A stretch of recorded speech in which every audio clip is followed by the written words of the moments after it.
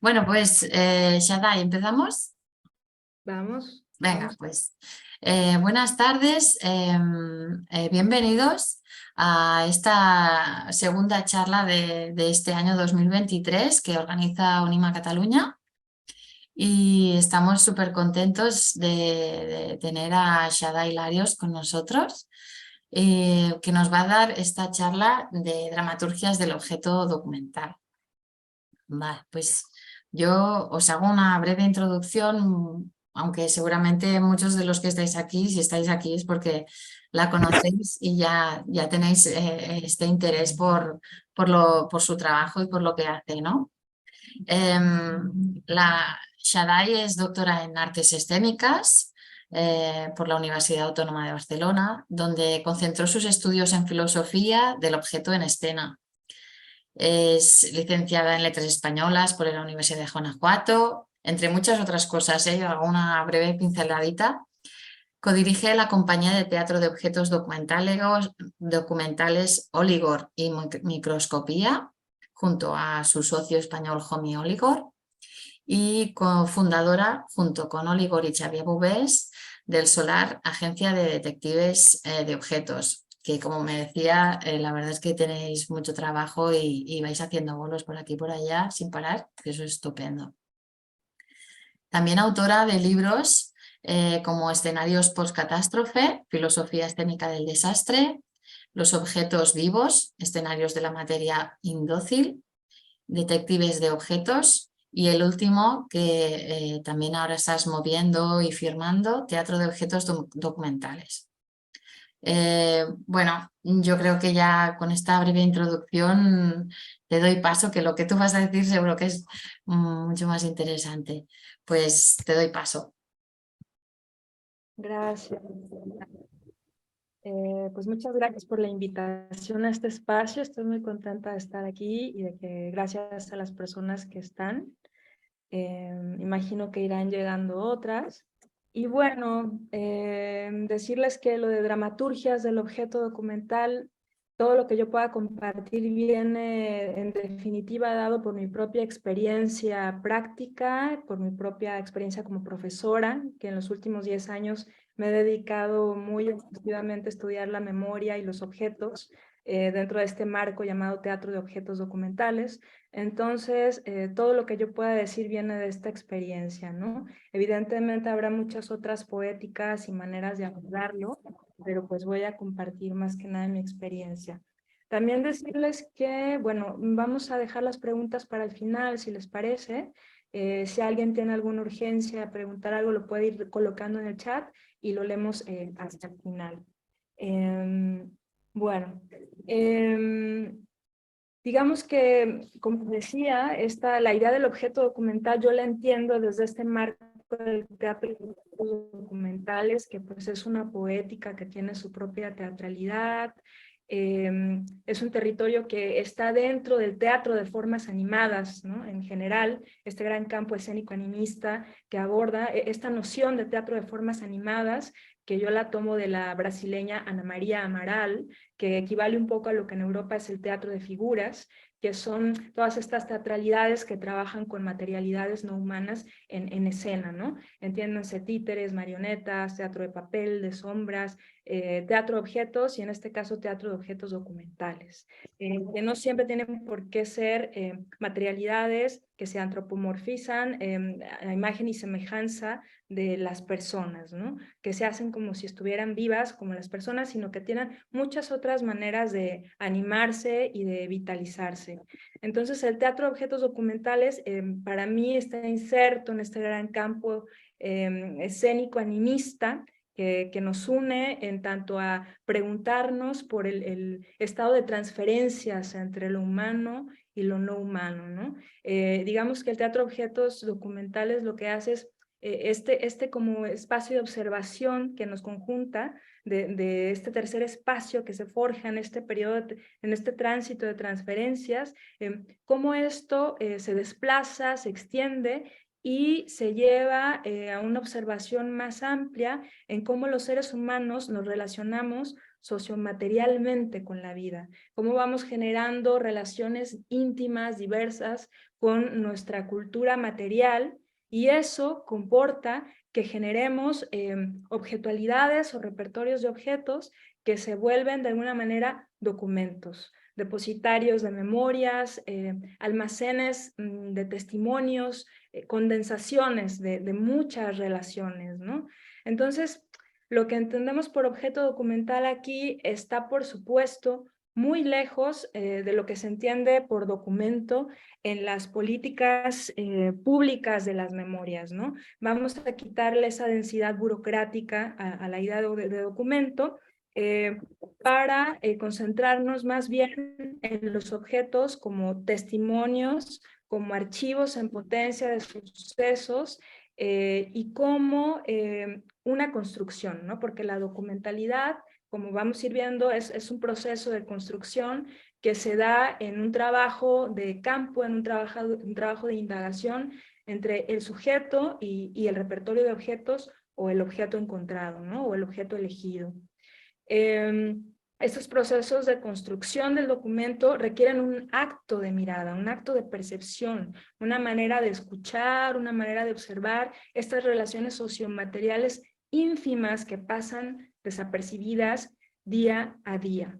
Entonces, digamos que los objetos documentales se construyen y se construyen en una performatividad que hace pasar un objeto al documento, ¿no? La pregunta es cómo un objeto pasa a ser documento, cuál es ese tránsito que se da, cuál es ese proceso de construcción. Y muchas veces ese propio proceso de construcción es el que termina siendo parte de la dramaturgia, ¿no? En mi experiencia, tanto en los proyectos que yo he apoyado como en los propios, es tan fascinante esa búsqueda, esa detección de cómo un objeto se vuelve un testimonio en potencia, ¿no? De muchos sucesos, que la propia búsqueda se vuelve la base del relato, se vuelve la base de la narrativa. Y es curioso porque mucho de nuestro trabajo como detectives de objetos, me voy a llamar ahora detective de objetos, consiste en traducir todo ese trabajo de campo, que ahora explicaré más sobre eso, traducir ese trabajo de campo que a veces puede durar muchos meses en una dramaturgia visual, ¿no? En una dramaturgia que no sea nada más de lenguaje, porque si no ya no estaríamos en el teatro de formas animadas, sino que justamente genere esos pactos de no invasión y que genere esos pactos de equidad y de comunidad, de copresencia con esas otras entidades no humanas, ¿no? En este caso, los objetos documentales. Entonces, ¿cómo es que el trabajo de campo se traduce a una dramaturgia visual o dramaturgia silente, etcétera? Entonces, las dramaturgias aquí están entendidas como estas narrativas de contención, de acciones que están siempre en una negociación constante entre las palabras, las imágenes y las acciones, ¿no? Y el movimiento. Entonces, antes de entrar a mostrar algunos ejemplos, vamos a abordar algunos puntos que creo que son importantes de comprender. Por ejemplo, el grado cero del objeto. Aquí, en cuanto al grado cero del objeto, quiero decir que en estas dramaturgias no creamos personajes con los objetos como tal, ¿no? Hay una transformación de la idea del personaje, sino que se trabaja con esos objetos por lo que son. Por eso digo el grado cero del objeto. Esta cuestión del grado cero nos lleva a configurar otra idea de animación, como decía, una idea de animación no enfocada precisamente a hacer como que esos objetos estuvieran vivos, no generar, digamos, esa ilusión, porque entendemos que esos objetos ya están vivos por la biografía social que contienen y que son también desafiantes de otro tipo de animación, a veces más subjetiva, más mental, que tiene que ver con los juegos de sentido también, ¿no? Todo objeto es un signo, todo objeto significa. Entonces hay también otro tipo de animaciones que van más allá del trabajo con las manos. Eso no quiere decir que no busquemos, como decía, formas de convivencia a través del movimiento, ¿no? También buscamos partituras, también pautamos estos espacios en común de la copresencia, ¿no? Eso no significa que no haya esta búsqueda del movimiento, pero lo que quiero decir es que no creamos personajes en el sentido de hacer como si los objetos estuvieran vivos a imagen y semejanza de mi propio movimiento. Estos objetos es curioso porque aunque no hay como creación de personajes con estos objetos documentales como tal, lo que sí sucede es que estos objetos pueden evocar personas, ¿no? E historias de vida que al entrar en un relato escénico se convierten en personajes, que eso es diferente. Eso es muy interesante. O sea, mi abuela se puede convertir en un personaje a través de sus objetos y mi relación que tengo con ellos en escena. Digamos que hay una cierta caracterización que los objetos aportan a una redefinición de la persona o de la historia de vida de las personas involucradas a través de esos objetos al incorporarse en un relato fijo, ¿no? Y sobre todo cuando son personas que ya están fallecidas o que no conocimos, personas desconocidas, personas anónimas, porque entra también la ficción, el juego de la ficción de la memoria especulativa a través de los objetos, ¿no? Entonces, las personas se vuelven personajes a través de sus objetos y de sus relaciones sociomateriales más íntimas. Y esto es bien interesante porque no solemos estudiar a las personas por cómo se relacionan con su entorno material, ¿no? Por cómo atesoran ciertos objetos, etcétera. Entonces, la idea de personaje surge a partir de estas relaciones de la materia y permite que la persona se reconstruya en personaje a partir de estas pequeñas, estos contactos íntimos entre lo humano y lo no humano. Voy a compartir pantalla.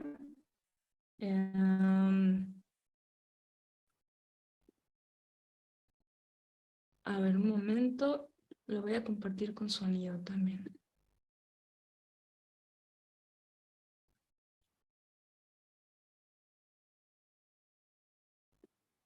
Sí se ve mi pantalla, ¿verdad? ¿Se ve mi Sí, pantalla? sí, sí. Ok.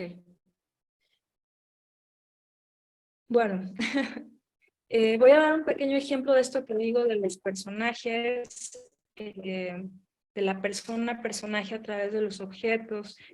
Por ejemplo, quienes me conozcan saben, muchas veces he hablado de este ejemplo, pero es una obra que La máquina de la soledad de Oligori Microscopía, que fue muy contundente en nuestro proceso de aprendizaje del trabajo con memoria.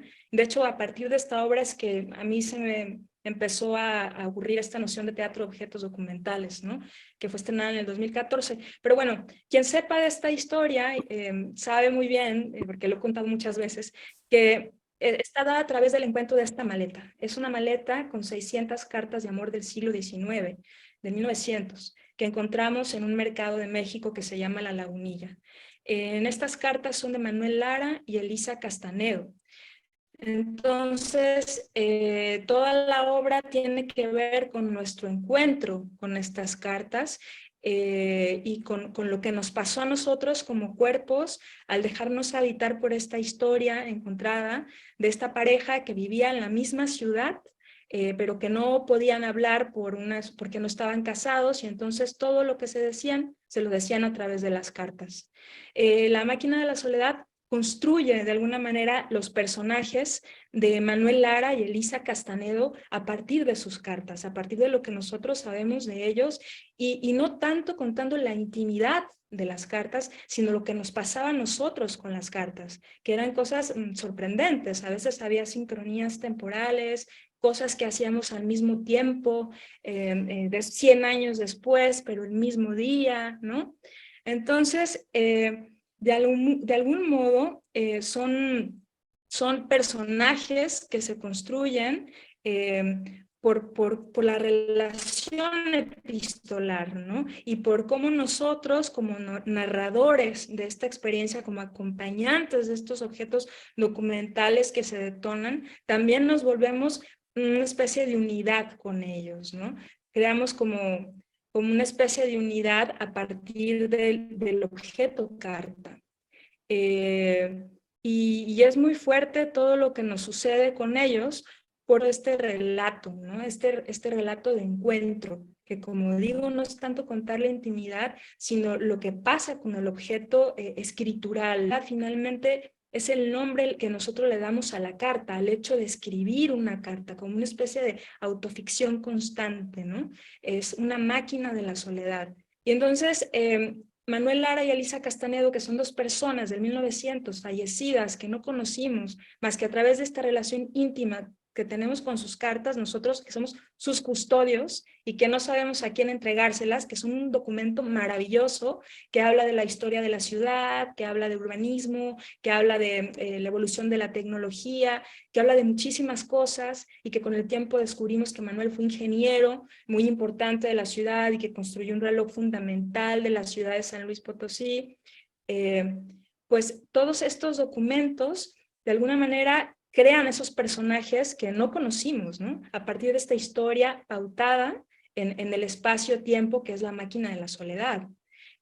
Al día de hoy no sabemos qué hacer con estas cartas, porque ya averiguamos que no hay descendencia. O sea, ya los archiveros nos hicieron saber que no tuvieron, los dos hijos que tuvieron ya murieron hace mucho tiempo y no tuvieron descendencia. Entonces no sabemos qué hacer y hasta hace muy poco encontramos la tumba.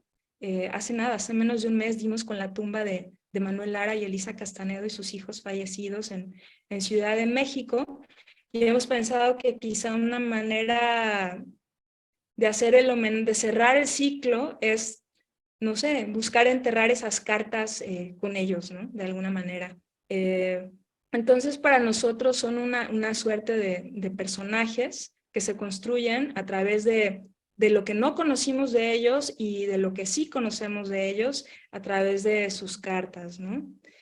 Y les voy a compartir por aquí en el chat, a ver si, es que creo que tengo que dejar de compartir pantalla. No, aquí está. Les voy a compartir aquí un pequeño cortometraje, si lo quieren ver después, ahí se los dejo, en donde es una carta audiovisual, donde ustedes pueden ver un poco toda esta relación con Manuel Lara y Elisa Castanedo, que se llama La Permanencia, y en donde se ve mucho de este montaje que hicimos, que lleva muchos años de gira, ahora cada vez menos porque ya hace mucho que lo estrenamos, pero que realmente de alguna manera hace entrar en una dimensión poética a estas personas, ¿no? Que nos sobreviven a través de sus cartas. Otra cuestión que les quiero compartir tiene que ver con la idea de trabajo de campo. La idea de trabajo de campo que es fundamental en este quehacer. Digamos que el punto de partida de estas dramaturgias es muchas veces este trabajo de campo, que es un trabajo de documentación de varios tipos alrededor de las materialidades, ¿no? Y desde luego que nuestro fin no es ser analistas sociales, científicos, como los antropólogos y las antropólogas, pero ciertamente tomamos prestadas muchas herramientas de la etnografía. ¿Sí se me escucha bien? Porque estoy viendo que alguien está diciendo que no se escucha. ¿Me escuchan bien? Sí, se te oye bien, ¿Se me Sharai. escucha bien? Es esta persona que Bueno, tiene algún problema. A ver si lo bueno, puedes bueno, entonces, solucionar.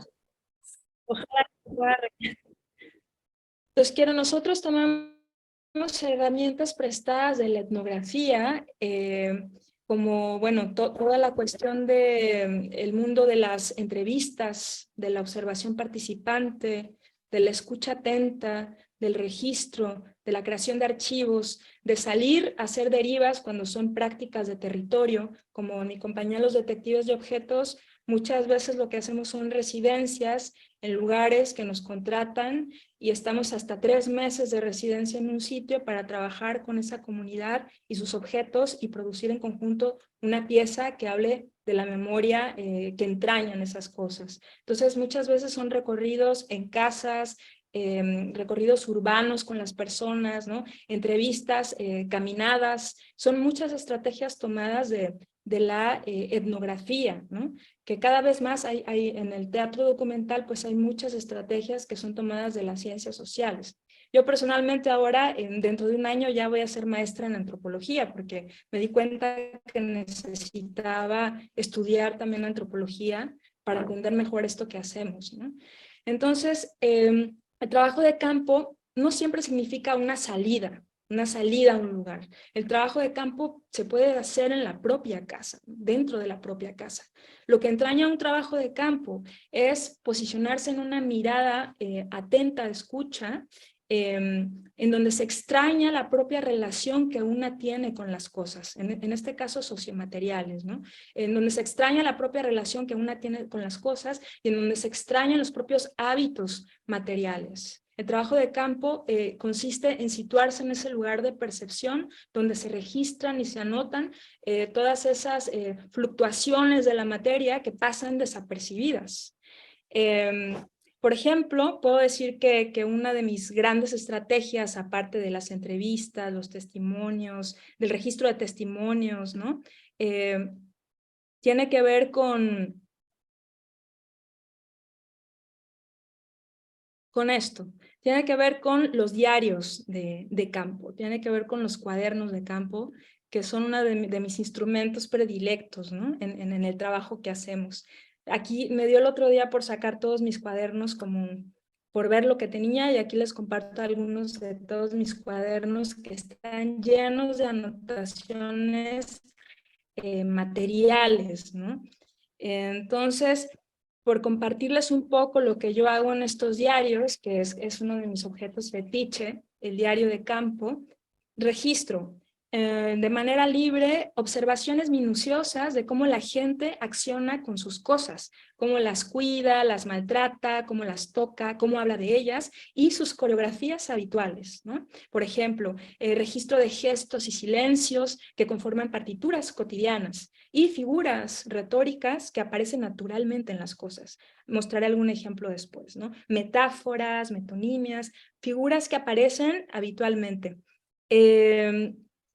También muchas frases sueltas dichas por las personas que tienen un gran potencial poético y que resuenan, descripciones de colocaciones espaciales y significados que transmiten los usos de los objetos en los espacios.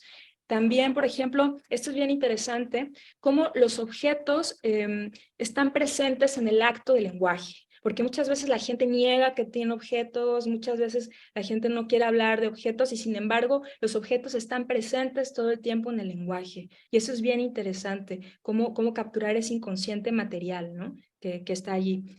Esto también es buenísimo, cómo los objetos se actualizan en el presente a través de la oralidad y el cuerpo, aunque no existan, ¿no? Porque hay objetos que nos han marcado profundamente y que ya no existen, pero que en la oralidad vuelven a hacerse presentes, ¿no?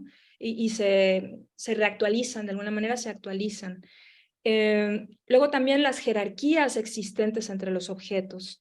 Aquellos que tienen un aura en tanto son irreemplazables, objetos que son irreemplazables y aquellos otros que son sustituibles de manera fácil, ¿no? Y esta tensión que existe entre el aura y el objeto desechable. Eso es bien interesante de observar. Luego, pues, no sé, citas de otros autores que tienen que ver con el tema, secuencias de imágenes, empiezan a aparecer secuencias de imágenes para los montajes, y lo más importante, pues reflexiones personales que muchas veces de manera literaria acaban formando parte del montaje y construyen la voz de la detective, ¿no? En este caso, la voz de la detective de objetos. Aquí les estoy compartiendo un poco de mi propio proceso, pero ya veremos otras maneras de trabajo.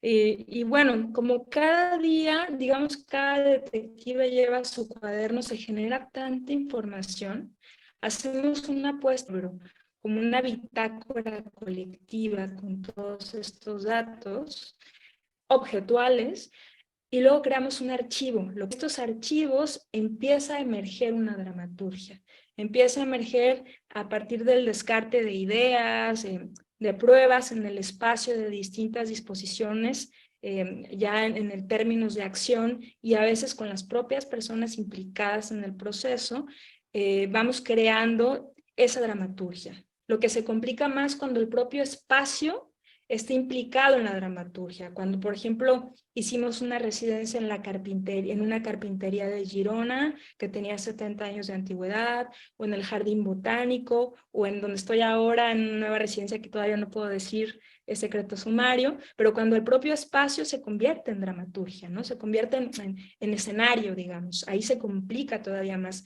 el asunto. Y todas estas secuencias no suelen quedar, digamos, escritas, ¿no? Tal como quedan, sino que en escaletas que a veces nos recuerdan simplemente el orden, ¿no? de las cosas. Y aquí digamos que estamos tocando un problema que es común a todo el teatro de formas animadas. Quería compartirles brevemente que hace poco estuve en un coloquio muy interesante en Montpellier, organizado por Didier Plazard, que se llama El marionetista como autor, la marionetista como autora, y uno de los grandes problemas era reflexionar qué pasaba con el registro de todas estas piezas que hacemos en lo largo del tiempo, en términos escriturales, ¿no? Que no queda testimonio, no queda registro. ¿Qué entendemos por dramaturgia en ese sentido? En aquello que se va a heredar o se va a legar más allá de la obra acabada, ¿no? ¿En dónde queda todo ese saber cuando no se escribe?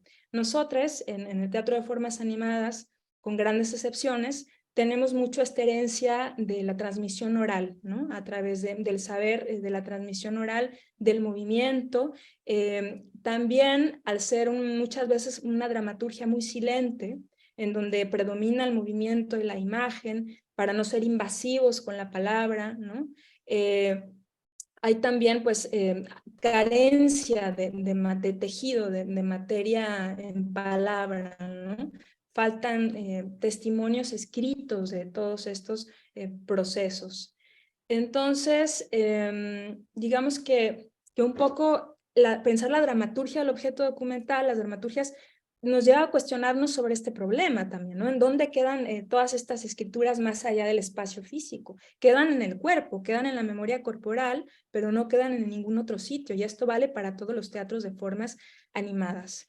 Yo en mi caso, pues como me gusta mucho escribir, he intentado generar libros. Por ejemplo, tengo este que se llama Detectives de Objetos, que es de La Uña Rota, que también está publicado por La Uña Rota de Segovia. Y aquí hago, por ejemplo, este tipo de escrituras, tratando de que las dramaturgias se compartan, ¿no? Que queden ahí, más allá de que sean replicables o no por otras personas. Por ejemplo, en el caso que resolvimos en Berlín, está toda la bitácora de cómo fuimos descubriendo los objetos, ¿no? De cómo fuimos entrevistando a las personas, de las maravillosas historias que fuimos encontrando, y al final hay una especie de dramaturgia, breve anatomía del caso, en donde yo te comparto de qué manera todo este trabajo de campo queda resumido, 3 meses de trabajo de campo, quedan resumidos en 1 hora y media de montaje, ¿no? En donde tú ves un poco la secuencia de los testimonios, de los movimientos objetuales, de las acciones, de las imágenes, y un poco sí yo que intento compartir los procesos de estas dramaturgias. Detectives de Objetos es uno de estos libros que convocan a esa transmisión, ¿no? Y no sé, en general, como reflexión, creo que está bueno desensimismar lo que una sabe, ¿no? Como compartir ese conocimiento. Porque de esta manera se hace político también, de esta manera se colectiviza, de esta manera se reapropia por otras personas y pasa entre generaciones. Yo soy muy partidaria de la investigación-creación. Y sabemos que en el teatro de formas animadas, en castellano por lo menos, nos falta mucho material, ¿no? Entonces, creo que esta charla también sirve para pensar un poco qué hacemos con esto que llamamos dramas, a dónde van, dónde quedan, ¿no? Bueno, una cosa importante de decir también es que en los documentales, el testimonio de las personas sobre sus cosas es tan relevante que es muy difícil prescindir. Importante tener en cuenta algunas preguntas al momento de negociar el lugar que tiene el habla en la dramaturgia visual. Yo tengo algunas preguntas que siempre me hago en cómo el lenguaje se convierte en un aliado de los objetos sin opacarlo. ¿Pueden las palabras ser un impulso de animación más allá de su propensión descriptiva? ¿Puede la carga afectiva de los objetos desinhibir hablas reprimidas de los cuerpos, que pasa mucho, atraer recuerdos desvanecidos y transformarse en vehículos sociales de discursos silenciados? Esto yo lo he presenciado muchas veces. Los objetos no tienen nada de inocentes.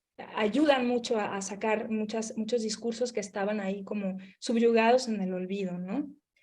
Estas preguntas se responden con la singularidad biográfica de cada objeto, ¿no? De cada repertorio de objetos, pero un consejo que yo les puedo dar es que se puede aprovechar toda la narrativa verbal que estos objetos producen, toda esa narrativa de la que son capaces, y después jugar a colocarles límites verbales, ¿no? Ponerles límites y ver qué tanto de eso que se dice se puede traducir en movimiento o en imagen.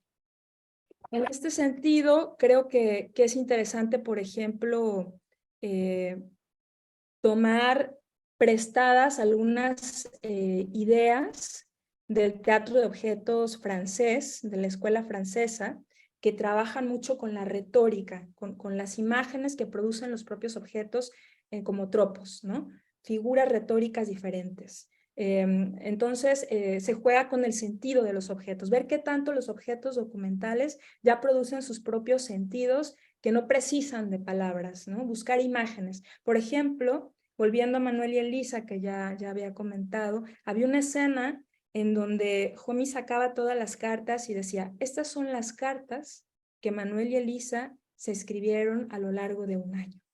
Y no hacía más que ir apilando los montoncitos y decía, enero del 1900, las cartas de él y de ella. Y así con cada mes, ¿no? Enero, febrero. Y entonces era bien bonito ver de qué manera, por la ausencia de cartas o por la desmesura de cartas, tú te ibas dando una idea de cómo era la relación entre ellos, quién escribía más, cuándo no se había escrito nada. Y no había necesidad de decir nada porque la propia cantidad y el espesor de los objetos ya iba dando toda esa información. Y era una escena donde la gente solía reírse mucho, porque se veía realmente cómo el propio objeto ya se significaba a sí mismo, ¿no? Yo creo que toda esta búsqueda de figuras están ahí presentes cuando trabajamos con los objetos documentales, ¿no? Y ver qué tanto ya dicen ellos que no se dice con palabras. Quiero compartirles un texto en este sentido que creo que les puede ser muy útil para buscar figuras retóricas.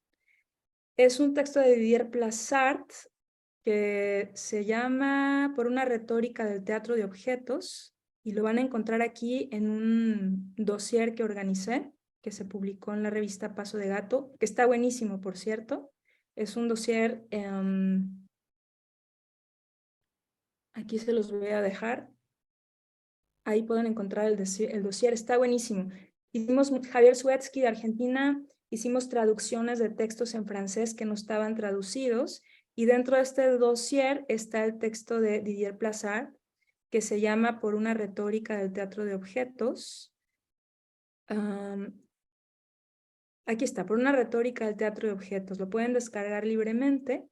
Para que esto complete un poco esto que estoy diciendo de las figuras, se los recomiendo mucho porque es aplicable tanto a títeres como objetos documentales, ¿no? Es un poco entender cómo funciona este trabajo visual que nos ayuda a traducir las palabras a una dramaturgia silente de alguna manera, ¿no? Ahora bien, otra estrategia buenísima es la de convertir la propia palabra en objeto. Esto es algo que a nosotros últimamente nos interesa mucho. Es muy divertido buscar maneras de que las palabras se vuelvan objetos. Aquí, por ejemplo, están viendo una máquina que Homi, mi compañero, que es una especie de ingeniero poético, crea una especie de juguetes filosóficos muy extraños, con movimientos causales, motores, siempre analógicos. Y creamos, él creó esta especie de linterna mágica casera, que pertenece a la obra La máquina de la soledad, que es la última que estamos moviendo. y es una máquina, un artefacto que tiene 3 proyectores de diapositivas ensamblados, motorizados y dimerizados. Y lo que hace es proyectar no solo imágenes, sino también textos, ¿no? Y es una máquina que tiene una presencia muy fuerte en el espacio y que condiciona nuestra propia presencia, nuestra manera de estar y todo el ritmo de nuestras acciones. Es una máquina verbal visual que de alguna manera nos acompaña y nos ayuda a que la palabra se vuelva materia, ¿no? Que se vuelva imagen a la par que otras imágenes que se van proyectando en ella. Entonces, bueno, esto es por decir un ejemplo, pero hay muchas maneras de convertir la palabra en objeto, más allá también de el juego con carteles, no sé. En nuestro caso, pues buscamos cada vez más hacer máquinas, porque es por Homi, que trabaja mucho de alguna manera, él es de Bellas Artes y trabaja mucho con esto que llamamos ingeniería poética, ¿no? De qué manera las palabras se vuelven espacio también, ¿no? Eso es muy bonito. Bueno, estoy hablando muchísimo. Voy a dejar de compartir un momento para ver cómo están. ¿Todo bien? Vale, voy a dar un traguito de agua. Muy bien. Hay algunas personas que han tenido un problema con el audio, pero no sé, pues se te escucha bien, ¿eh? Vale, entonces voy a continuar. Antes de pasar a los ejemplos que quería darles, quisiera hablar un poquito de la idea de conflicto, ¿no? Que también es como fundamental en toda dramaturgia. ¿Qué pasa con el conflicto en los objetos documentales?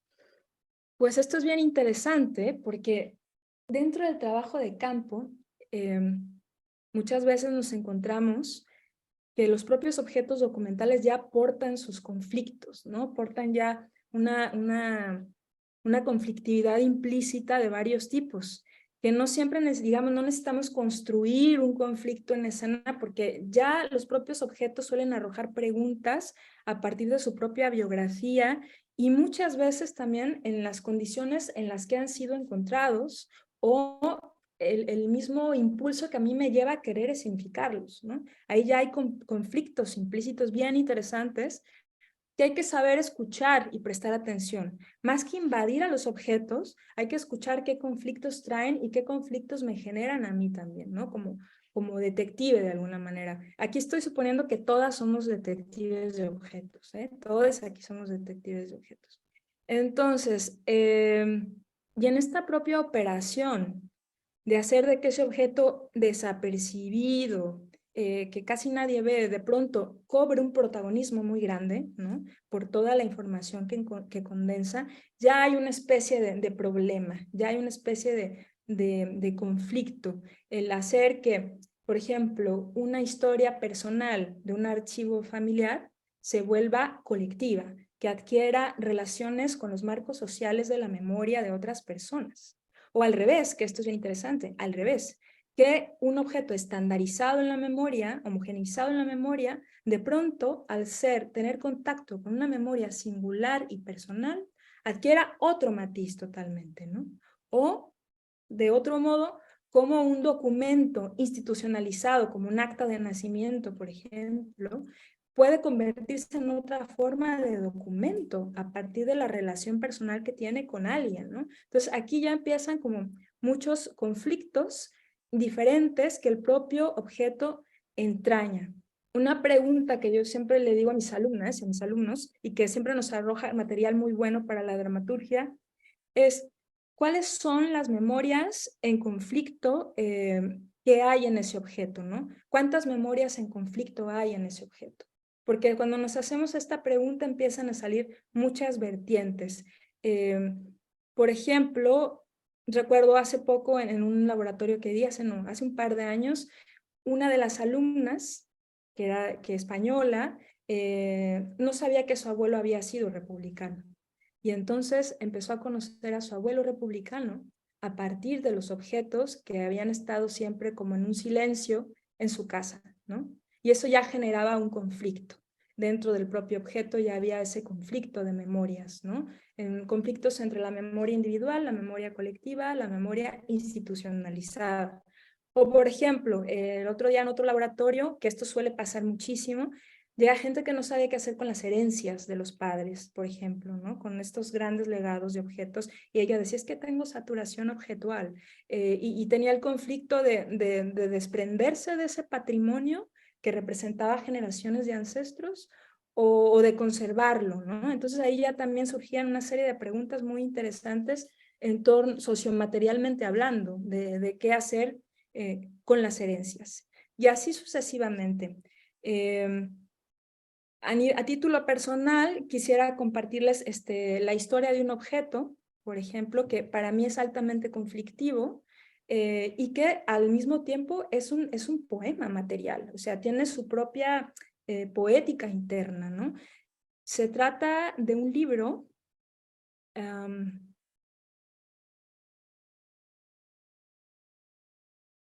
se trata de un libro de una mujer que conocimos en Alemania, Monika Schneider. Esto es de un caso que resolvimos con los detectives, aquí está, en Berlín. Y este libro es muy potente porque resulta que Monika Schneider era guía de turistas en una exprisión de la Stasi, ¿no? De la policía secreta rusa, y ella era guía para turistas como nosotras en ese momento, en lo que había sido su prisión. Ella había estado encarcelada en este lugar por haber querido pasar al otro lado del muro. Y cuando la conocimos, ella nos llevó a su celda y estaba allí hablando, y de dentro de su bolso sacó este libro, ¿no? Empezó a decir que a ellos les dejaban leer un libro por semana y que estos libros eran de viajes, porque eso significaba más tortura para las personas. Entonces ellos codificaron una especie de relación con estos libros y empezaron a hacer subrayados de uña, como esto que no sé si alcanzan a ver aquí, como subrayados de frases con la uña que les daban fuerza y que les hacían sentir a las demás presas y los demás presos que no estaban solos, que estaban acompañados, ¿no? Entonces, dentro del libro se empezó a formar otro libro a través de estos subrayados de uña. Y cuando cae el muro, ella sale de la prisión y una asociación se dedica a colectar todos estos objetos, y tiempo después Mónica encuentra uno de los libros que ella había subrayado. Entonces, este objeto era muy potente para nosotras y Mónica terminó formando parte de esta pieza que hicimos en Berlín sobre la materialidad de la República Democrática Alemana, donde aparecía ella con este testimonio de este libro, ¿no? Y este libro era tan potente su historia, tan fuerte su presencia y todo lo que evocaba metafóricamente, ¿no? Que no había mucho que hacer. Lo que hicimos fue simplemente apagar las luces. Mónica estaba ahí, hablaba esta historia y le pusimos una lamparita y el libro iba pasando de mano en mano y tú podías sentir esos subrayados de uña, podías verlos, ¿no? Entonces, digamos que este libro para mí es un gran ejemplo de todos los conflictos que puede contener la biografía social de un solo objeto, ¿no? Y que a veces no hay mucho más que hacer porque la potencia del documento es tan fuerte que no hay mucho más que hacer. Además que estaba la mujer ahí, ¿no? Y si se fijan, este objeto pues ya tiene una poesía material adentro, ¿no? Este objeto se convierte en muchas cosas. Es un libro oratorio invisible, un diario cifrado de la resistencia de los cuerpos, el libro Habitación de Reencuentro en medio de una cárcel, una botella común tirada al mar. O sea, puede ser una cantidad de figuras, las que ustedes quieran, ¿no? A eso me refiero cuando digo que hay una especie de poema material en las biografías de las cosas, ¿no? Hay una especie de poemas que todas estas figuras son muchas veces las que hacen que las cosas se conviertan en documentos. Y hay que estar atentas a esas historias. Yo tengo muchas, pero no tengo mucho tiempo para compartirlas. De hecho, veo que el tiempo se me está yendo y tengo mucho más que decir. Así que bueno, voy a pasar a otra cosa. Quiero compartirles brevemente, antes de que acabemos, una serie de ejemplos de emergencias del objeto documento.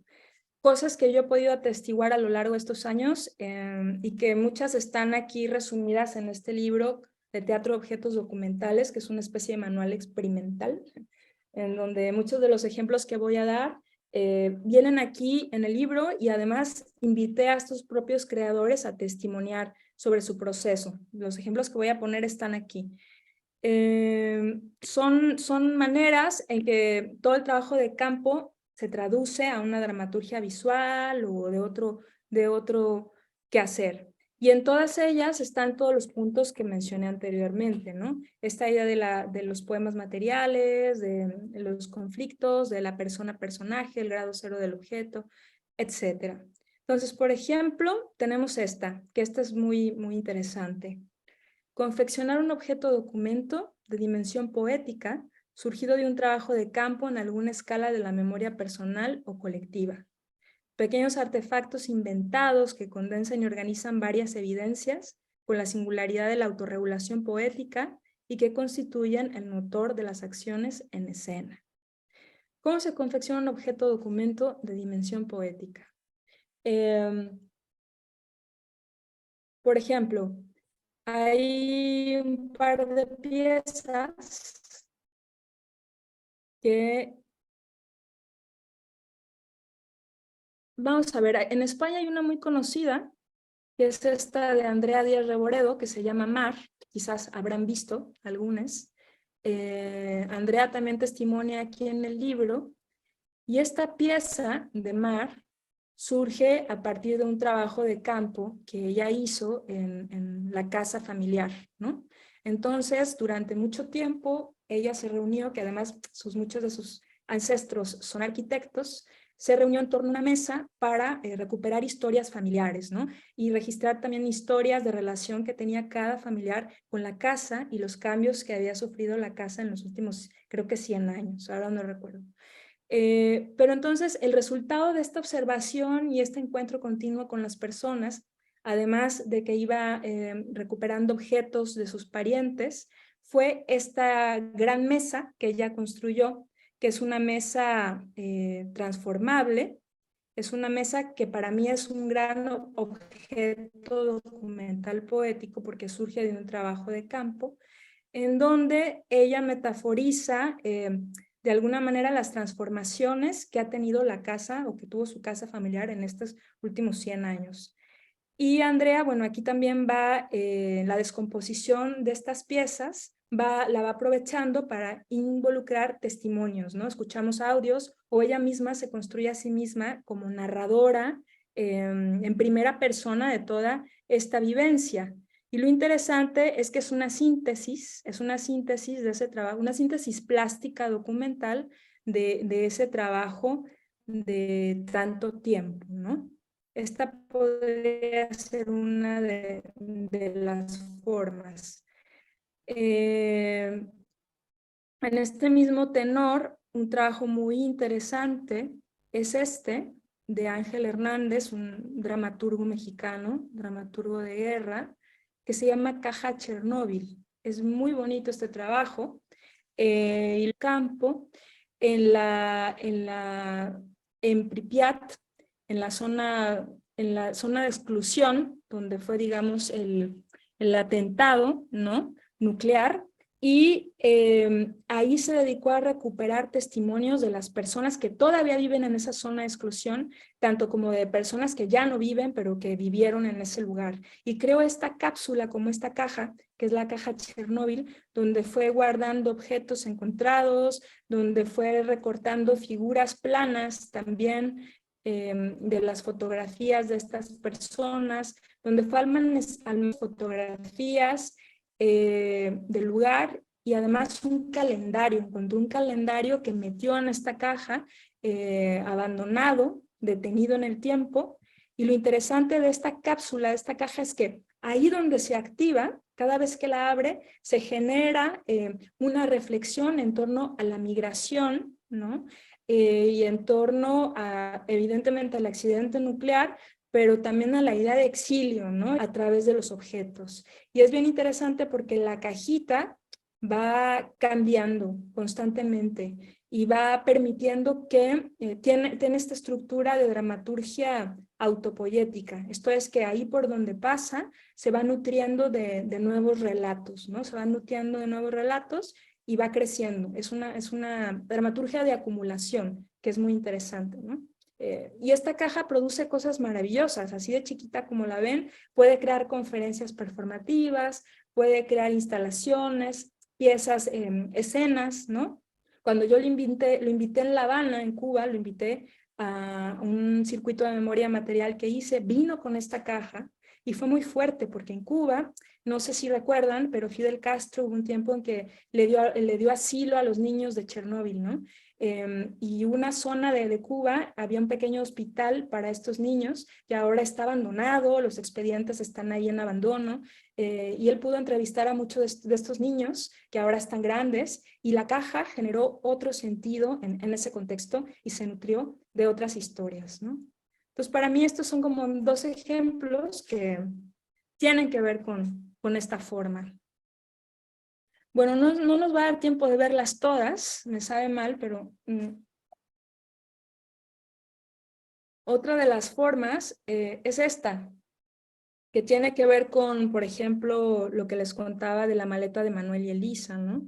Que es reactivar la documentalidad de objetos familiares, objetos encontrados desde el presente del cuerpo que los acompaña, ¿no? Rehabilitar los objetos preexistentes que contienen su propia carga de memoria y adoptan nuevos sentidos al entrar en contacto con la memoria del cuerpo que les recupera. Es un poco lo que me ocurrió a mí con la maleta de Manuel y Elisa, ¿no? Les quiero recomendar un documental buenísimo que se llama Cartas a María, en este sentido, para que puedan completar un poco esta forma, esta performatividad. Se los voy a copiar aquí. Espero que se pueda ver en América Latina. Aquí se los copio. Tiene que ver con esta forma. Si pueden, véanlo o búsquenlo porque es muy interesante. Tiene que ver con un poco las cartas de 70 cartas que María, la documentalista, se encontró de su abuelo republicano, ¿no? Que estaban escondidas y que pudo seguir los rastros y descubrir quién era a partir de viajar a los lugares que decían estas cartas. Tiene que ver un poco con este encuentro de memorias, este encuentro de memoria presente con una memoria pretérita a través del objeto, que se crea toda una comunidad con la ausente muy interesante. Todas estas formas que les estoy diciendo están en mi libro explicadísimas de muchas otras maneras, ¿no? Aquí estoy siendo muy breve. Esto me encanta. Esta es de mis favoritas, que tiene que ver con particularizar un objeto estandarizado en la memoria y volverlo acontecimiento documental. Excavar en los ciclos biográficos que hay detrás de un objeto homogeneizado en el imaginario colectivo para singularizarlo. Esto es maravilloso. Aquí les voy a dar un ejemplo, por ejemplo, de una chica, una belga, que se dedicó a guardar durante un año toda la basura que producía. Basura, obviamente, inorgánica. Entonces hizo toda una apuesta con esta basura en donde se podía ver el inconsciente material, ¿no? Digamos que un poco toda esta, a ver, aquí se puede ver una imagen, Sarah Banji, toda esta basura era muy impresionante verla en escena. No sé si alguien vio esta performance que se llama Olvido, Oblivion, y un poco como toda esta basura que está totalmente homogeneizada, ¿no? Que pasa desapercibidamente como una cirujana, iba colocándola en el espacio y la tenía almacenada en cajas por meses, ¿no? Era como un calendario de basura. Y ella, al volver a reencontrarse con ella misma a partir de todo lo que desechaba, singularizaba, volvía documentos estas basuras que llenaban todo el espacio, ¿no? Y esta es una forma muy interesante de trabajar los objetos documentales, ¿no? Cómo singularizar objetos o desechos o incluso, no sé, souvenirs turísticos, cosas que están en el imaginario colectivo y que al contacto se vuelven documentales, ¿no? De una u otra manera. Voy a ir saltando así rápido para que ustedes me puedan preguntar. Bueno, esto no lo saltamos.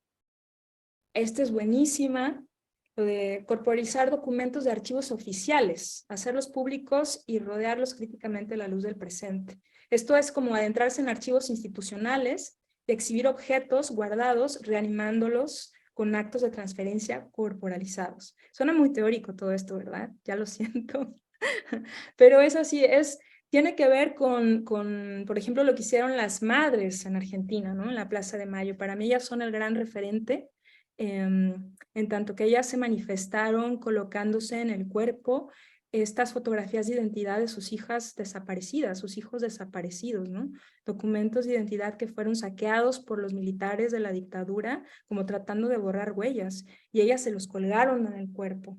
Entonces, corporizar estos documentos de alguna manera hace que el cuerpo se vuelva escenario, que ya no sea un archivo burocrático, sino que se vuelva un repertorio vivo, ¿no? Un objeto vivo, que en este caso incluso sirve de protesta. Para mí es el gran referente, aunque bueno, podríamos hablar de muchos otros ejemplos que ahora no me va a dar tiempo, pero se trata de entrar a los archivos oficiales y retomar todos estos documentos y darles vida y leerlos en el presente, como hicimos aquí nosotros con los cuadernos de un botánico, Albert Soler y Pla, que tenía años guardados en el jardín, en los archivos del Jardín Botánico de Barcelona, ¿no? Exiliado durante la República Colombia, que él ya no regresó vivo, pero sí regresaron todos sus cuadernos con una misión más utópica que ganar una revolución, que era dibujar y pintar toda la flora y fauna de Colombia, ¿no? Que es una barbaridad. Entonces nosotros con todo eso, a la luz del presente, hicimos toda una lectura. Y bueno, la última, y ya no me extiendo más, es bien bonita, que son más documentos colectivos. Esto es crear documentalidades objetuales colectivas e interactivas que emergen de la sinergia de relatos, lo que yo llamo dispositivos cooperativos objetuales, en los que varias personas portan la biografía de su propio objeto. A partir de la sumatoria de relatos se construye un documento coral sobre un tema específico. Y esto es maravilloso, se los recomiendo muchísimo si están investigando con una comunidad o trabajando en comunidades. Es un trabajo bien bonito. Aquí, por ejemplo, estamos viendo los mapas vivos, una cartografía con objetos que hicimos con Xavi Bobés y Jomi Oligor en Cádiz, en Cádiz, en el barrio viejo, que ahora mismo hay un sentimiento, un malestar social fuerte por la gentrificación que empieza a haber. Entonces hicimos un mapa alternativo al mapa turístico de la ciudad, que siempre tiene intereses económicos, privilegia unas calles sobre otras, colapsa el tránsito, ¿no? Y le pedimos a cada persona, ciudadano, ciudadana, que trajera un objeto anclado a una memoria particular del barrio con afecto, ¿no? Y fue maravilloso todo lo que se reveló, fue maravilloso. Creamos todo un mapa nuevo a partir de este dispositivo cooperativo objetual que activamos cada noche con la tribuna del público, con los participantes que habían portado sus objetos, y creamos literalmente un mapa. O sea, hicimos un mapa de papel que es un documento poético precioso, aquí lo tengo, basado en un antiguo mapa de la República. Es un documento bien bonito que contiene estas historias objetuales, tiene un código QR donde se escuchan los testimonios y que además, bueno, se repartió por toda la ciudad y que tú puedes crear tu propio recorrido con este objeto poético creado también, ¿no? Que como vemos se cruza ya un poco con lo de Andrea y lo de Ángel, ¿no? De crear documentos poéticos. pero en este caso hechos de manera colaborativa, de manera oral. Y es una de las tácticas que yo suelo emplear bastante. Y bueno, voy a terminar diciendo eso, que esto que comparto pues son herramientas propias que no tengo la intención de que se conviertan en una escuela, ni mucho menos. No me interesaría que el teatro de objetos documentales fuera una escuela, una fórmula, ¿no? Son simplemente estrategias que yo he conocido y que creo que generan espacios de encuentro para desinstitucionalizar las memorias, ¿no? Para generar otro tipo de espacios con memoria y poder comprender críticamente la memoria a través de los objetos, porque la memoria es un animal vivo, ¿no? Que está en constante movimiento, que no es algo remoto ni mucho menos, sino que ahora mismo, segundo a segundo, estamos construyendo memoria. Y eso es para mí lo más importante. Entonces, si les queda como el gusanito, aquí en este libro vienen muchas cosas.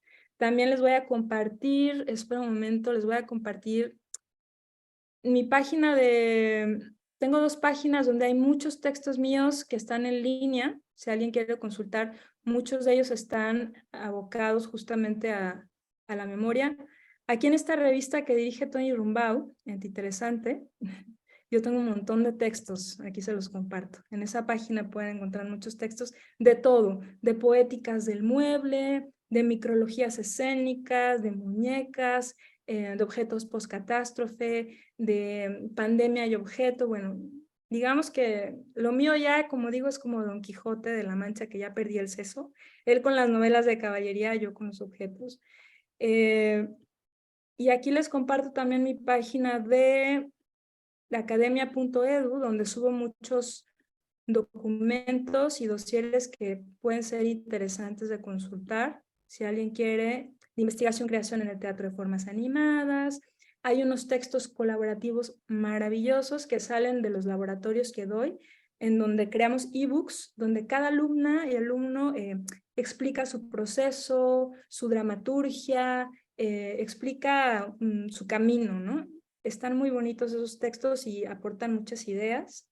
Y bueno, eso, creo que voy a llegar hasta aquí porque me voy a quedar afónica, pero que creo que podemos abrir el espacio si alguien tiene algún comentario o pregunta. Me encantaría escuchar.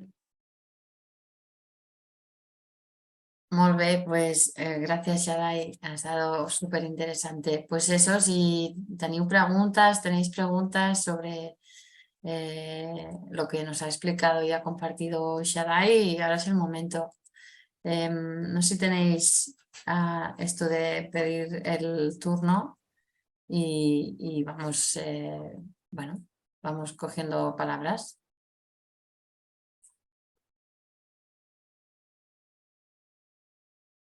Sí, adelante, Joan, Alfred. Sí, hola, buenas tardes. Buena tarde. Primero de todo, daros las gracias tanto a Unima como a Xaday por esta charla tan interesante. Una duda que me viene a mí, que en principio, bueno, es saber si habéis trabajado sobre esto, es que cuando hablamos del teatro de objetos y del tipo de trabajo que desarrolláis, siempre me viene a la cabeza, bueno, es como un trabajo para ver de cerca, para tener, o sea, los objetos siempre ganan con la cercanía porque en la mayor parte de casos son objetos bastante pequeños, bastante delicados, que se tienen, incluso que se pueden tocar o que da ganas de tocarlos, ¿no? Entonces, a la hora de pasar a un teatro más tradicional, donde tenemos una platea con 200, 300 espectadores, habéis trabajado cómo gestionar y que no sea el vídeo, porque claro, el vídeo sí que yo creo que pierde parte de la gracia. Simplemente esto. Gracias, ¿eh? No, qué bueno que lo mencionas. Justo lo que ya no me dio tiempo de hablar era esto, era el tema de la intimidad, justo, en cuanto a la audiencia, ¿no? Que, claro, generalmente son todo lo que hacemos nosotras, ¿eh? En nuestro caso, no es para más de 50 personas nunca. Tenemos con nosotras una grada, que es la grada Oligor, la grada de los hermanos Oligor, que ya se quedó con nosotras, que aquí en el libro viene dibujada bueno, es una grada que está ahí, que está diseñada de alguna manera para que toda la gente pueda ver. Es como una inmersión, es bastante incómoda, pero bueno, que se ve bastante bien y de cerca. Para nosotras, esta poética es inconcebible sin la intimidad. No podemos entenderla de otro modo que no sea a través de la intimidad, porque hay algo que se pierde, ¿no? Hay algo que se desvirtúa en este detenimiento que hacemos. Al volver un objeto de documento, como en todo teatro de objetos también, se necesita un detenimiento espaciotemporal que nos deshabitúa de los consumos habituales, ¿no? De las cosas. Y pensamos que necesitamos esta cercanía con la gente, con el público. Nunca nos hemos enfrentado a una platea grande porque no solemos trabajar en estos circuitos. Siempre cuando vamos a un teatro grande lo que hacemos es montar nuestra propia grada dentro del escenario y allí montamos las microinstalaciones. O cuando trabajamos en lugares site specific, como la carpintería, etcétera, igual la grada se coloca dentro y el propio espacio se convierte en escenario, ¿no? Pero no hay... lo más grande que hemos hecho fue hace poco que nos llamó la SENFIC, que es la Sociedad Española de Medicina de Familia y Comunitaria, que tiene 22,000 médicas de familia y médicos asociados, y nos pidieron que hiciéramos un homenaje al oficio a través de los objetos. Entonces, claro, se nos ocurrió hacer un documental. Dijimos, vamos a hacer un documental, y estuvimos 2 años de investigación, y hace unas 2 semanas se presentó el documental por primera vez en el Ministerio de Sanidad, además, en donde fusionamos el cine con el teatro de objetos y el teatro de objetos documentales. Fue toda una experiencia. Todavía no se puede ver, está solo el tráiler en nuestro canal de Vimeo, si lo quieren ver. Estar ahí, se llama la pieza, Estar ahí, un homenaje a la medicina de familia, familiar y comunitaria. Y claro, esto se proyectó en grande y para nosotros fue un shock de pronto, o cuando lo presentaron en el Congreso de los médicos y médicas, ver nuestras manos en esa pantalla gigantesca entre miles de médicos y médicas. Fue un verdadero shock y yo creo que va a ser la única vez que habremos tenido una audiencia tan grande, ¿no? En nuestros trabajos, ¿no? Y que eso ya es cine, digamos, ya se sale de lo escénico y se convierte más en cine, que es otro formato totalmente. Pero de acuerdo que la intimidad, al menos para nosotras, es fundamental, ¿no? Pero no sé, habría que hacer experimentos de otro tipo, incluso en los trabajos comunitarios, cuando hay recorridos en la calle, también es con muy poquita gente, porque los objetos son tan pequeños y requieren tanta atención que no podemos llenarlos de muchedumbre, ¿no? Hay algo que se pierde, hay algo que no se consigue en nuestra experiencia, vamos. Es difícil. Es un circuito, pues, un modo de producción que es así, ¿no? En nuestro caso, o sea, no, nos perdemos de muchas ofertas por esto, por esta intimidad. Mucha gente no nos contrata por esta intimidad, ¿no? Que no toda la gente está dispuesta a que entre tan poquito público, ¿no? Gracias. No, a ti. María, ¿querías contar algo? Sí, hola, gracias, Shadai. Siempre es lindo escucharte. Tengo duda de si en tu trabajo como detective, o sea, te has enfrentado como a un material de archivo audiovisual y como desde dónde te aproximas hacia eso, ¿no? O sea, porque igual pienso en lo que acabas de comentar de, no sé, me pregunto capaz dónde está lo invisible y desde dónde parte la investigación, porque es el archivo físico como de la película o la cinta, pero como que dentro de eso hay otro contenido, ¿no? Y hay otra memoria. Y, y nada, pienso en esto que acabas de decir del registro, de lo que hicieron como fusionando teatro de objetos con cine, y que en ese registro del objeto como que descubriste que opera, ¿no? O no sé, no sé si tuvo sentido, pero más o menos, es como me da Sí, curiosidad. nunca nos hemos enfrentado, sería maravilloso como enfrentarnos a un archivo audiovisual como tal.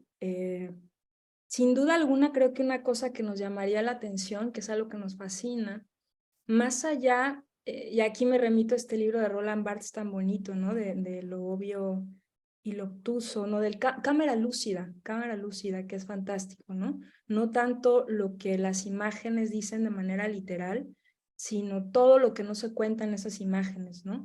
Hay una cosa que nos encanta que es la propia materialidad de la película en sí misma, ¿no? Como todo, si es un archivo, ver también como todo ese tiempo contenido en la propia materialidad de la película, aparte del sentido representacional que pueden tener esas imágenes. ¿Qué pasa con la materialidad en tanto dato, en tanto documento, ¿no? La materialidad de ese. Pienso que nos fijaríamos mucho en eso. Así te lo contesto sin haberlo hecho nunca, ¿no?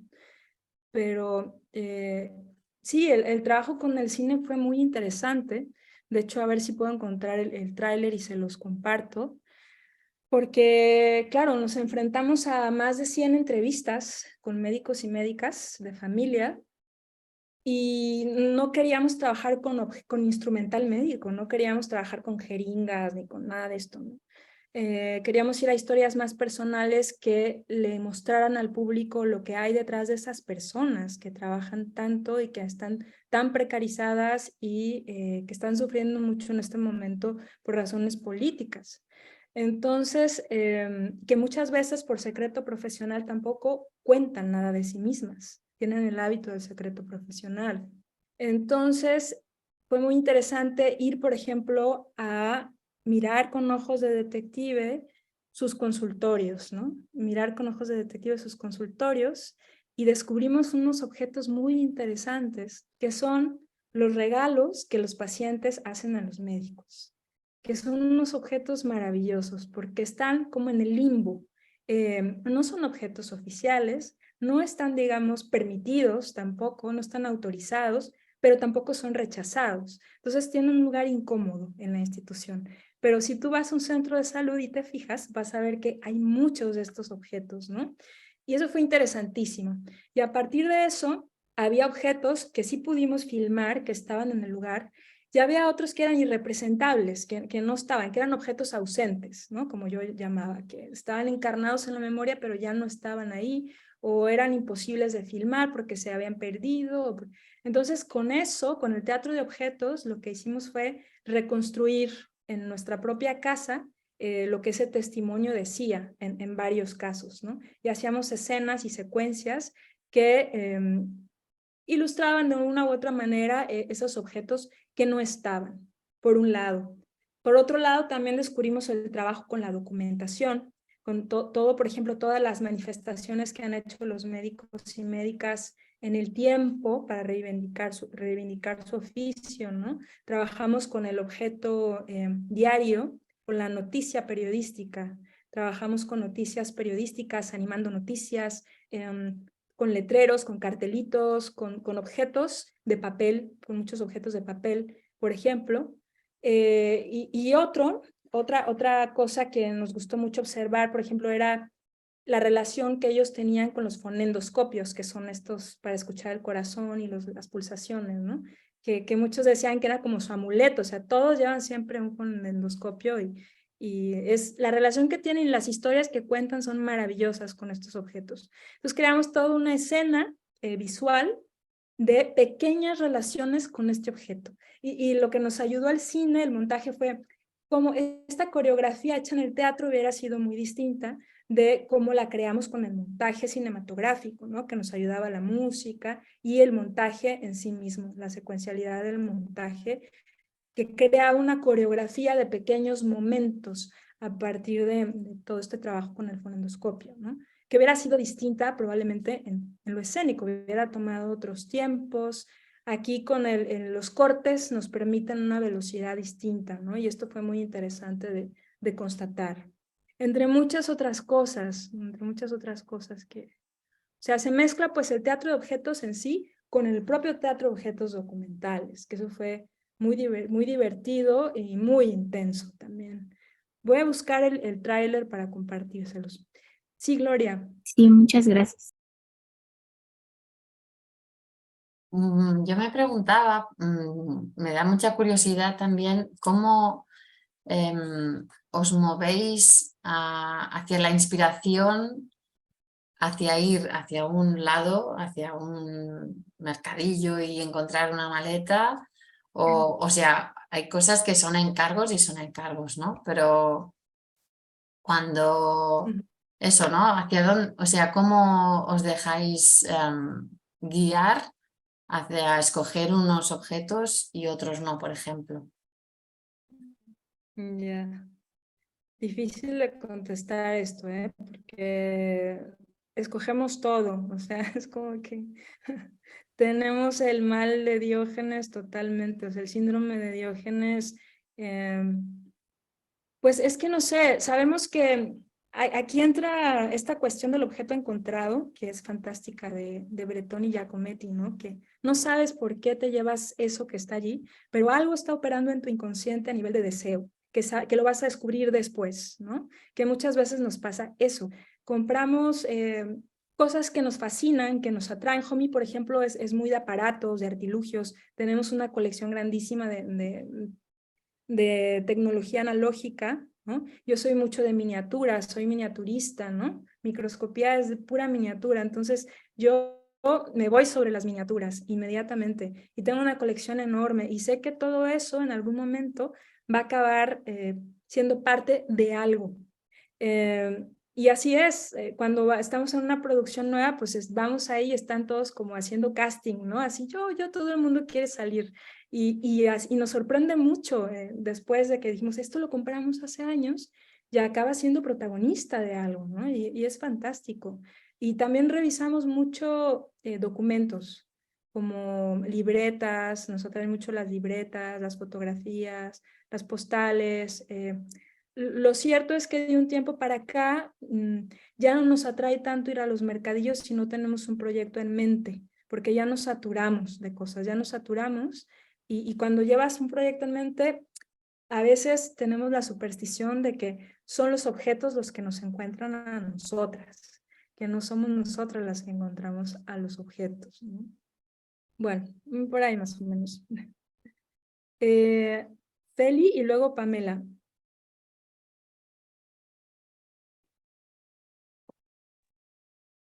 Buenas, ¿se me escucha Bueno, bien? ¿Sí?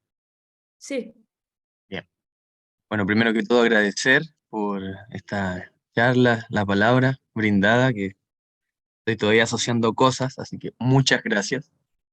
Y luego una pregunta para ti, Shaddai, pregunta comentario, no sé cómo bien formularla.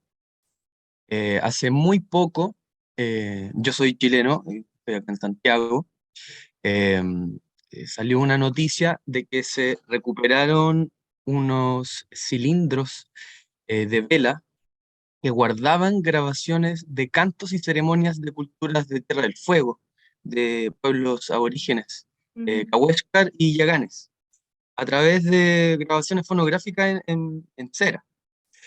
Y se recuperaron cantos y ceremonias, ¿no? Se escucha. La calidad técnica no es muy buena, pero de alguna u otra manera, a partir del ejercicio tecnológico y la avanzada tecnológica, se pudo recuperar y se escucha. Entonces, a propósito del hallazgo, a propósito de la memoria, esto va para ti, Shaddai. ¿Cómo, cómo la dramaturgia sonora también, en este caso, ¿no? Me planteo en este caso, cobra un sentido relevante y cómo tú lo, a ver, ¿cómo decir? ¿Cómo tú te decides en qué dramaturgia dar rienda suelta según el objeto que Claro. encuentras, ¿no? Porque, por ejemplo, para mí el cilindro de cera en sí es un dispositivo que tiene una historia, ¿no? Surgió un hallazgo ahí, pero lo que contiene dentro, el sonido, para mí al menos cobra mayor relevancia, ¿no? ¿Cómo hacer esas distinciones entre esas dramaturgias escogidas? Eso. Está muy bien lo que preguntas porque, bueno, volvemos otra vez a la potencia de la singularidad de cada cosa, ¿no? Digamos que, como decía, en el TOT, el Teatro de Objetos Documentales, el TOT, no hay fórmulas. Yo mostré algunas como derivas, pero no son fórmulas, ni técnicas siquiera, ¿no? No digo cómo hacer, sino que, ¿por qué? Justo por esta dificultad, porque cada objeto es bien diferente. Cada objeto te plantea una deriva absolutamente distinta. Entonces, hay una cosa que yo utilizo un poco de broma, que es objetocentrar, ¿no? En la teoría escénica existe el textocentrismo y el escenocentrismo, según los puntos de partida para la creación, si parte de un texto o si parte del espacio. En este caso yo digo objetocentrismo, un poco en broma y no tanto, que sin entender el centrismo como algo negativo, ¿no? Pero tenemos que enfocarnos en qué es lo que el propio objeto en turno te aporta. En este caso, te está aportando una sonoridad, una materialidad frágil como la cera, esta historia de masacres que tiene contenida de alguna manera, ¿no? Entonces, la dramaturgia viene dada por el propio objeto, ¿no? Y a eso me refería cuando decía que hay pactos de no invasión, que hay una escucha de la propia materialidad y los propios patrones de movimiento, de los propios patrones de sonoridad que tiene esa materia. Y aquí nos conectamos con todo teatro de formas animadas, ¿no? Porque tanto los títeres, las marionetas, como el teatro de objetos, partimos de esta cuestión muy fenomenológica del estudio, de la sensación, de la experiencia con esa materialidad que te va a dar justamente las pistas para la dramaturgia, que no va a ser lo mismo que una bolsa de basura, esos cilindros, ¿no? Entonces, esto es lo maravilloso de que no haya técnicas ni fórmulas, porque cada objeto es un mundo diferente. Y aquí en tu caso, claro, la sonoridad es muy latente y tendrá que ser una dramaturgia de alguna manera que privilegie lo sonoro, ¿no? No es papel, es cera. Entonces, eso también abre otras preguntas, abre otros problemas y condensa imágenes muy distintas que si fuera un disco de acetato, por ejemplo, ¿no? Y convoca a otras familias de objetos muy diferentes. Por eso es tan rico esta manera de hacer, porque ningún repertorio es igual. No es lo mismo mis cartas con 600 cartas, mis 600 cartas de amor, que la basura de esta chica encontrada durante un año, que tus cilindros, ¿no? Cada uno te convoca a problematizaciones distintas. Problematizar el objeto es fundamental, ¿no? O sea, a preguntas. Problematizar me refiero a preguntar. O sea, las preguntas que desprenden, los conflictos que desprende la materialidad, el patrón de movimiento, los textos, la búsqueda. Es una brújula muy diferente cada objeto. Por eso, qué bueno que preguntas esto. Son proyectos, cada uno de los proyectos que llegan a los laboratorios son únicos y diferentes, aun cuando sean archivos familiares, la mayoría son diferentísimos, ¿no? Porque son de ciudades diferentes, de generaciones distintas, materialidades diversas, ¿no? Y en tu caso, pues son objetos maravillosos, o sea, son sonoros, te piden una sonoridad, ¿no? Totalmente. Son únicos. Hay un texto ahí en esto de interesante que les compartí, que justo se llama Objetocentrar, que un poco reflexiona sobre esto. Y bueno, en este libro hay un capítulo entero sobre eso. Pero bueno, eso. Pamela. Hola, Shaddai. Muchas gracias. Yo, como siempre, no me canso. Quería hacerte una consulta que a mí me tiene como pensando mucho desde una experiencia que tuvimos con nuestras compañeras de Mitómana al hacer un montaje hace algunos años ya en una casa. Nosotros llegamos llegamos por azar, por así decir, a una casa, y esta casa fue abandonada de un momento a otro. Es decir, la abuela murió, al siguiente día enterraron a la abuela, cerraron la puerta de la casa y durante 10 años esta casa estuvo sin que nadie ingrese. Nosotros pudimos ingresar 10 años después y la casa estaba tal cual como, o sea, con la olla en la cocina, los cepillos de dientes, o sea, todo, nada se había movido de esa casa en 10 años. Entonces, ante este encuentro, digamos, nosotros, sin en lo absoluto en la reflexión de objetos ni nada, o sea, solo tenemos que hacer una obra aquí, pero no. Naturalmente, digamos, la obra se transformó en la utilización de estos objetos, ¿no? Y entonces yo ahí me pregunto en relación a lo que tú decías justamente hace un momento sobre este pacto de no invasión. Porque no, Ya. o sea, Ujú. ¿ustedes cómo lidian, por así decir, con esos límites de esta no invasión, ¿no es cierto? Para decir, bueno, ¿a partir de qué momento esto, no sé, nosotros en un momento hicimos una especie de escultura con las corbatas que encontramos del abuelo, y ya ahí surgió el decir, no podemos manipular esas corbatas así, ¿no? Y otros decían, no, no, sí, sí, porque está hermosa esta escultura. Entonces, un poco para mí la pregunta es esa, ¿no? O sea, es decir, a partir como de qué límites de estos desplazamientos de los objetos ya no se pierde la naturaleza documental, por ejemplo, del objeto o ya se le invade, o sea, un poco como que por ahí. Ujú. Oh, pues hay muchas como líneas en tu experiencia que son interesantísimas de reflexionar, ¿no? Primero, pues el asunto ético, ¿no? Que no he hablado mucho de eso por el tiempo, pero es todo un tema y en este libro hay toda una reflexión sobre eso, sobre esta ética, sobre todo cuando trabajas, por supuesto, con objetos que no son tuyos o que son de otras personas. ¿Cuál es el límite? En nuestro caso, en nuestra experiencia, la mayoría de las veces las personas trabajan con nosotras. O sea, los dueños de esa casa, los lugares donde hemos estado siempre están con nosotros los habitantes de los lugares, casi siempre, o los dueños de los objetos. Excepción de la maleta de Manuel y Elisa, que nos encontramos esa maleta en este campo de objetos desposeídos, que es un mercado de pulgas, ¿no? Que también te preguntas por qué esa maleta llegó ahí, por qué está ahí, que cuando vean el pequeño cortometraje que les mandé de la permanencia, ahí nos hacemos todas estas preguntas éticas a manera de carta, ¿no? ¿Por qué somos nosotras custodias? ¿Qué tendríamos que hacer con esta maleta? Es nuestra, es de ustedes, tendríamos que dejarla de lado.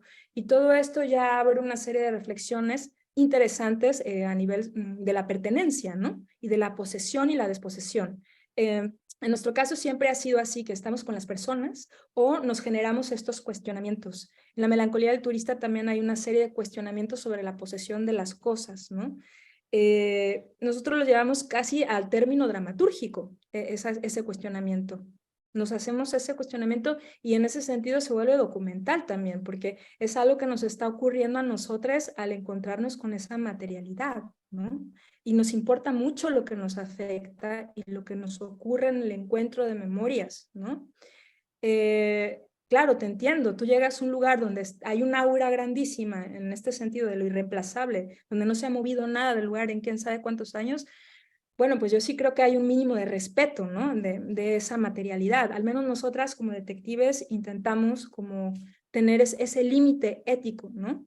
También, en todo caso, nos interesaría más como conocer qué le pasa a la gente que vive alrededor de esa casa, si alguien sabe más sobre esa casa, más que manipular y modificar mucho los objetos del lugar, porque creo que eso ya cambiaría un poco, en este caso, la idea de la poética de lo documental, ¿no? Que evidentemente eso no significa que no podríamos crear ficciones documentales, ¿no? Sobre todo en el sentido de que tú no sabes quién habitó en ese lugar, tú no sabes qué pasó en ese lugar, tú no sabes por qué esos objetos están así y tienes todo el derecho de utilizar la ficción dignamente para especular con la memoria y crear ficciones al respecto, porque no conoces y la ficción es un excelente espacio de dignidad para llenar esos vacíos en todo tipo de omisiones, incluidas las estatales. Pero yo creo que, bueno, que ya es una decisión personal el dejar la corbata como está o el hacer una figura con esas corbatas, ¿no? Pero yo creo que eso ya escapa a las poéticas del teatro de objetos documentales, a menos que tú testimonies que estás haciendo eso y te pongas en esa problemática, te desnudes en esa problemática, porque este teatro justo lo que intenta es evidenciar los dilemas sociomateriales que tenemos, ¿no? Entonces, es interesante ver que nos pasa eso, que nos afecta éticamente y que lo hacemos de todos modos, ¿no? Creo que puede ser interesante. Es muy largo de debatir esto de la ética y cada caso es diferente, ¿no? Pero es importante. Y bueno, aquí les voy a dejar el tráiler de Los Médicos, si lo quieren ver. Espero que pronto se pueda ver completa la película, que dura 1 hora, pero bueno, ahí se pueden dar una pequeña idea de esta locura. Y estamos por estrenar una cosa nueva con los detectives que va a estar buenísima. No puedo decir nada, lamentablemente, es secreto sumario, pero es ya ahora en noviembre. Es un caso, yo creo que el mejor que nos ha tocado en esta historia de detectives. Es brutal, brutal verdaderamente. Ahí me pueden seguir en redes, en Instagram, en Facebook. También Oligor y Microscopía está en Instagram y Facebook. Y ahí vamos a revelar las noticias maravillosas que se vienen. Oye, pues muchas gracias, Shaddai, ha sido súper interesante. Ha habido gente que ya se ha ido y que ha dado las gracias, que le ha gustado mucho, a mí personalmente también. Y desde Unima Cataluña, agradecerte esta charla tan interesante y también dar las gracias a Unima Federación que nos deja esta plataforma para crear estas charlas. Y bueno, pues muchas gracias y bueno, habrá más charlas en octubre, si no recuerdo mal, la próxima charla y nos quedamos con súper buen gusto de la tuya, Shaddai.